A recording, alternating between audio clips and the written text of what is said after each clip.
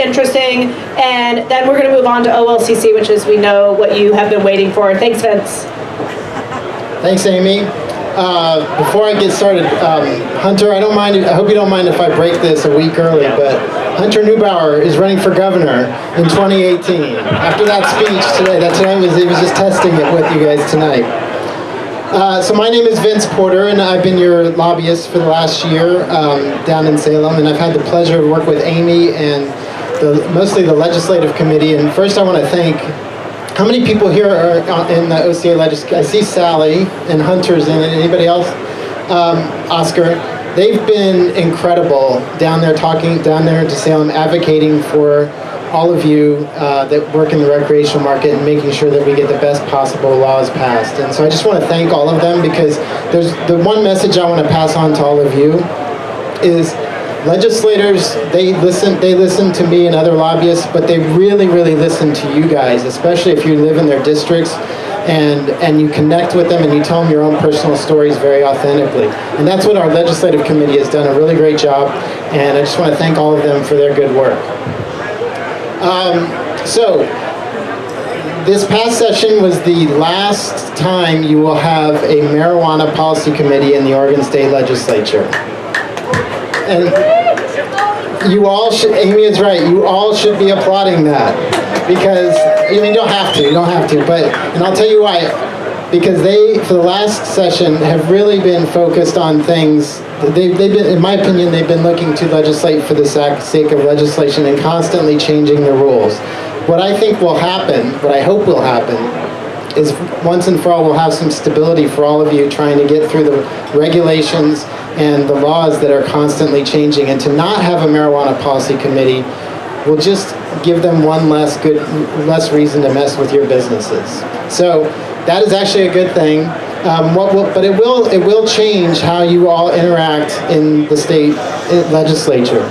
You now will have many committees in many different areas, whether it's judiciary around legal issues, or business and labor around labor issues, or just general businesses. So it'll be really important that everyone remains engaged, even if the marijuana policy committee is no longer in place, to continue to advocate for your jobs and your businesses.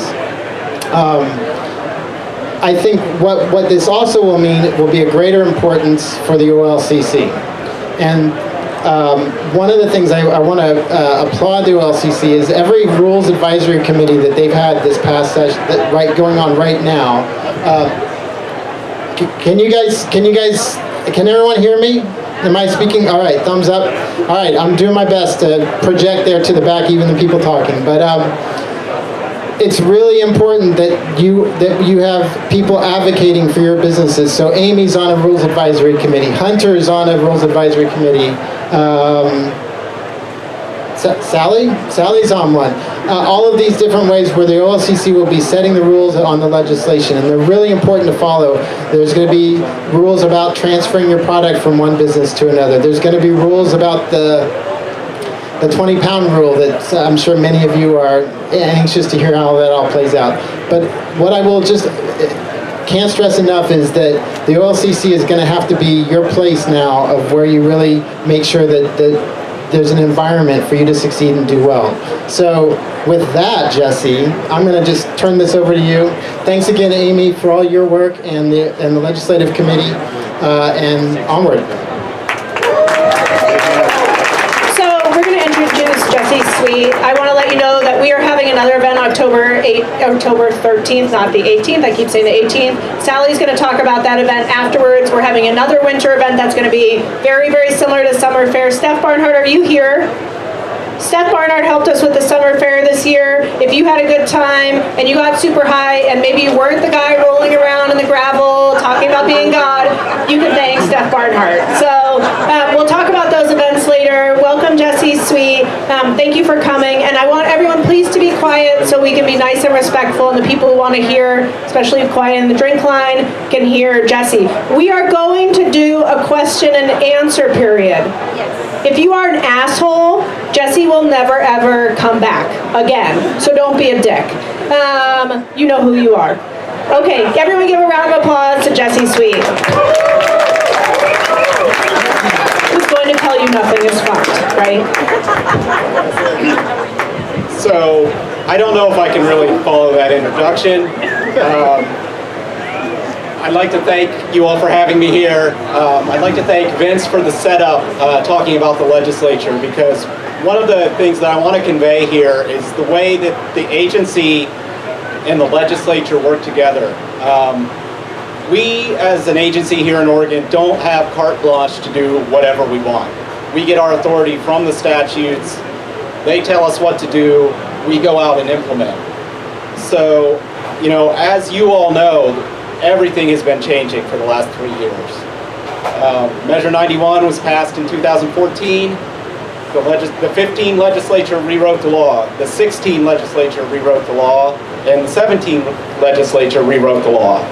I think there were some good changes made in every instance, but in every instance, we had to go back and adjust our rules. And in every instance, every one of you had to adjust your plan to live with the new rules. So my hope is, as we go forward, we're going to be less in the rewriting mode and more in the fine-tuning mode.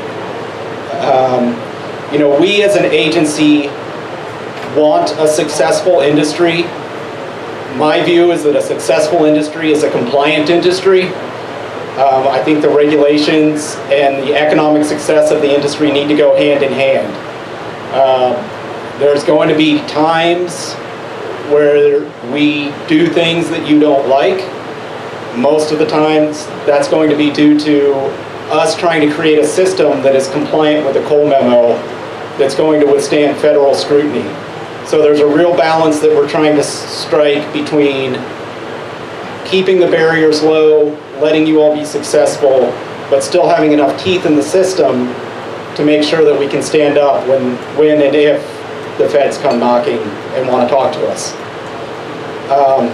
So I know that's kind of a downer. Let me get into the substance of what we're doing right now. We're in the midst of our administrative rulemaking right now. We have had 2 rules advisory committees to address issues related to industrial hemp and issues related to the medical system and the way that we interface with the medical system. What's going on with industrial hemp is there was a bill called Senate Bill 1015. What that bill allows is it allows a hemp farmer who is registered with ODA, it allows a hemp farmer registered with ODA to transfer their product to an OLCC processor in order for that processor to do extracts, concentrates, topicals, whatever. Then it's sold through the OLCC system. So we've got some rules to draft there around the conditions for that transfer, around what kind of tracking needs to take place, around how the product will flow. There's also some rules that we need to do around medical issues. We're going to be looking primarily there at what people have colloquially called the bump-up canopy. This is a canopy that allows OLCC rec growers a little bit extra to produce exclusively for patients, or in the case of the new legislation, 75% for patients and 25% that can be sold into the market.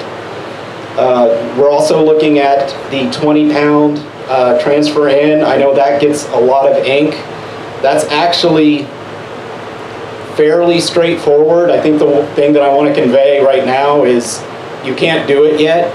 If there's any medical growers in the audience, this is going to go hand in hand with the medical tracking, which was in Senate Bill 1057. So once growers are tracked in the medical system, they'll be able to bring that 20 pounds in, and that's 20 pounds annually. It's an aggregate limit. It's not 20 pounds to every rec licensee. That will be the extent of OLCC's regulation of the medical market. We are not taking over the medical system. That's not happening. We will have a responsibility to track the medical growers through the CTS metric system, but that's going to be it. OHA will still have the bulk of the authority over the system. In addition to the hemp and the medical racks, we're also going to be looking at a general rack, which will take place on Wednesday. We've got a few rack members in the audience, I think 3 or 4 rack members in the audience. That will be looking at just the continual refinement process that I referenced. You know, we wrote all of these rules in one go before there was even a license issued. So, I mean, think about that for a second.